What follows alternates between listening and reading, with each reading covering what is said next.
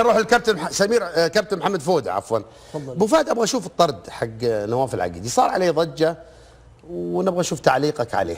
طبعا كان الطرد في الدقيقه ال 55 طبعا بعد تسجيل هدف، دخول لاعبين داخل المرمى من اجل احضار الكره باسرع وقت، لكن العقيدي تصرف حقيقه بعمليه، لاحظ هنا حاول يمنع اللاعب من وصول الكره، ولكن بعد ما اخذ اللاعب الكره قام بعمليه ضرب في الوجه، وبهذه الحالة كان الحكم طلع البطاقة الصفراء، ولكن عندما عاد استدعاه حكم الفي ار اتخذ قرار الطرد، ونشاهد عملية الضربة اللي حدثت من نواف العقيدي، وبالتالي حكم الفي ار اتخذ القرار الصحيح باستدعاء الحكم لطرد اللاعب. لكن الحكم بعدما أخرج البطاقة الصفراء للعقيدي وشاف الفي ار وطلع البطاقة الحمراء، مفترض انه المرة يلغي البطاقة الصفراء اللي طلعها للعقيدي، لكن طلع الحمراء مباشرة، وهذا اللي حصل. يعني انت شايف الطرد سليم؟ سليم، نعم. سليم نعم. في البعض يقول لك لا انه يعني بالغ وكذا لا ما دامت انه ضارب في الوجه ابو بدر، والوجه منطقة محمية وفيها في القانون صريحة ضرب على الوجه طرد مباشرة. كابتن سمير عثمان، احنا مش عاوزين الصورة اللي احنا شايفينها، عاوزين الصورة اللي جاية من الناقل. صورة انا مش هستفرج على صور جايه من الملعب. ايوه كده انا اشوف ايه اللي حصل هنا. لاعب الهلال اول حاجه لازم ياخد انذار عشان الكره دي مش بتاعته. بعد ما الكره تتسجل ما بقتش بتاعتك خلاص، يبقى هنا في انذار لاعب الهلال. ايه اللي حصل بعد كده؟ سلوك غير مبرر من حارس نادي النصر. حارس النصر عمل ايه؟ ضرب بايده وجه اللاعب غير محمي اللي في الراس، يبقى في كارت احمر. الناس كلها مركزه على الايد بس، لو في رجل كمان تحت. يعني في لقطه ثانيه، يعني بعد ما ضربه بايده ضربه برجله. هي هنا النقطه يا كابتن فوده، انا عاوز بس يعني هنا عندنا الطرد سليم، بس يا كابتن فوده هنا حضرتك بتقول انه لازم يلغي الاصفر، تمام؟ هنا الراجل ده بالنسبه له احنا مش مشكله بقى طرد، المشكله في عدد ايقاف المباريات، لان هنا الحكم بيكتب ايه؟ ضرب الخصم بدون كره اثناء توقف اللعب متعمدا، يعني دي مش بتبقى ماتشين، يعني دي اعلى حالات الطرد اللي ممكن تمر على اي لاعب، لان عندنا اللعب كان واقف، عندنا ضرب تعمد اثناء توقف اللعب. هنا طبعا ده سلوك مشين بالنسبه لحارس مرمى النادي النصر. انا ما اعرفش هو عمل كده ليه. في لاعب الهلال لازم ياخد انذار طبقا للقانون، عشان دي ما بقتش كورته، لان هنا كره النصر خلاص، كره دخل الجول اللي هيسنتر النصر دي بتاعه النصر. منح اللاعب كارت اصفر على طول للاعب الهلال. نعم، وبعد كده كارت احمر مباشره. منح لاعب الهلال كارت اصفر. ما انا عارف هو كان اول حاجه يا كابتن فوده وهو بيجري يدي لاعب كارت الهلال الاصفر، ده لازم، تمام؟ بعد كده كارت احمر طبعا سليم على نواف العقيدي بضرب الخصم بدون كره اثناء توقف اللعب. هي صوره الفار هي افضل حاجه، مش الصور اللي بتبقى منقوله من الملعب. صور منقوله من الملعب مع كامل احترامي لها دي لا يمكن نقدر ناخدها، لان ممكن يبقى فيها لعب. هذه الكاميرا من جوا المرمى، دي من داخل المرمى. عندنا الايد. لا عيد شوي وسع يا استاذ اشرف، وسع الكادر عشان انت الفريم اللي على اليمين اللي عيتشال. لا ايه، اعطيني الكاميرا اللي من جوا المرمى. ايوه، ارجع من الاول عشان يبين للناس لو سمحت، يا رب توصل الرساله. ايوه كده، تفضل كابتن. احنا عندنا عاوزين نشوف اليد اليمنى لحارس مرمى نادي النصر الكابتن نواف العقيدي عملت ايه؟ هتضرب لعيب نادي الهلال. لعيب نادي الهلال مخطئ هياخد انذاره، بس انت ما تاخدش ايدك. اي شايف الايد دي؟ نطره الايد بالكف دي، خلاص ده هنا ده سلوك كمان.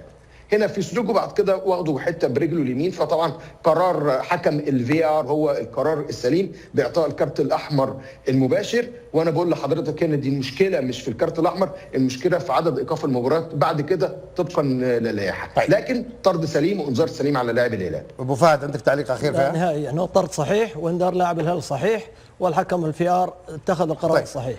قبل ما نروح لتفاصيل المباراه ابغى تعليق من الضيوف على الحاله اللي شاهدوها، وبعد كده بندخل في المواضيع عشان ما في ارجو احد منكم يخلط المواضيع مع بعض. محمد الشيخ.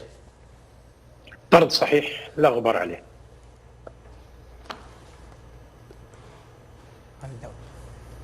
هاني الداود.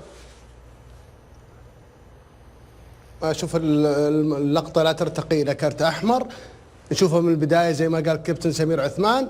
الكره اصلا لنادي النصر، مرتين نيفيز يتهجم على نواف العقيدي، ونواف العقيدي وقت رفعته لليد كان نيفيز في الخلف، كان يبغى يحمي الكوره، وهذا انا لا ابرر نواف العقيدي. المفترض انه ما دام الهلاليين او الحكم لم يوقف الهلاليين، المفترض انه هو ضبط نفسه ولم يدفع او كذا. حتى شوف الضربه، هي الضربه كانت مباشره على الكتف، كانت على الكتف، ما هي بواضحه انها جت الوجه فقط نيفيز يا كابتن. لا كابتن كيف؟ لا استاذ هاني، شوف على جبهته كيف رايح الجبهه وعيونها كيف ما لا اليد ضربت الكتف اولا، هذا اللي انا اشوفه، والحكم اقرب يعني ما بينهم اقل من متر،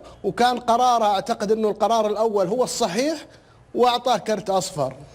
ودليل ارتباك الحكم انا اشوف انه حتى بعد اشهار الكرت الاحمر لم يلغي الكرت الاصفر. انا اشوف انه دليل ارتباك الحكم في قراره.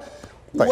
ومثل هذه يعني القرارات التحكيميه ما كان ينبغي ان نشوفها في مباراة النصر، وإن نعرف إنه في دوري روشن المباريات المشاهدة العالمية الأولى واضح في للنصر. المفترض يكون طاقم التحكيمي أفضل من اللي شاهدناه اليوم. عبد العزيز زلال. وبنشوف أنا كابتن فودة أكد على كلمة يعني أنا أبغى أرجع لها، اللي هي الضرب المباشر على الوجه المفترض أنها كرت أحمر. طيب عبد العزيز زلال ونتابع. عبد العزيز زلال. طرد واضح وصريح ابو بدر، ضرب على وجه نيفيز. عندما تحدث الهلاليين عن مباريات شهر يناير تحديدا وغياب ياسين بونو وانه غيابه مؤثر على الهلال، الحراس يجيبون بطولات ويبعدونك عن بطولات. خطأين كارثيين من العقيدي، افقد النصر 6 نقاط مباراة القادسية، والخطأ الكارثي في المباراة هذه. لما تحدث الهلاليين عن غياب بونو وتأثير بونو كانوا صادقين وواضحين، حارس يجيب لك بطولة، والعقيدي ابعدك عن المنافسة على بطولة الدوري ب6 نقاط. إذا أنت رأيك في الحالة اللي صارت، قرار الحكم سليم؟ هذا سؤالي. جدا سليم، قلت من البداية ضرب على الوجه وقرار سليم من الحكم. طيب كرت أحمر ما شاء الله. عبد الله فلاح. احنا أمام حالة مركبة. الخطأ الأول من نيفيز، طالما هي الكورة ما هي له، راح واحتك بالحارس والى آخره، حارس أخطأ ويأخذ بطاقة حمراء، لكن الفار ليش يغيب ويحضر؟ كرة حسان تنبكتي مع سميكان في الوجه ضربه، فين الفار؟ ليش ما حضر؟ ما جيناها لسه. لا انا ما اتكلم عنك، انا اتكلم الفار، يعني مشكلتنا مع الفار. لازم اعطينا في النقطة هاي. لا لما يغيب ويحضر بدر هنا المشكلة. لما تيجي انا ابى كل حالة، لا كلها مؤثرة في نتيجة المباراة. لو طرد حسان تنبكتي كان فرقت المباراة مع النصر، وكان المباراة عادت حط يده في وجه سميكان. والكرة صح ممكن ما هي بلنتي لأن الكرة ما اتلعبت، لكنها داخلة في ليش الفار هنا غمض عينه ما تابع اللقطة، وهناك كان حاضر وحضوره كان جيد. طيب سريعا بس نقرا كم مشاركة على الهاشتاج.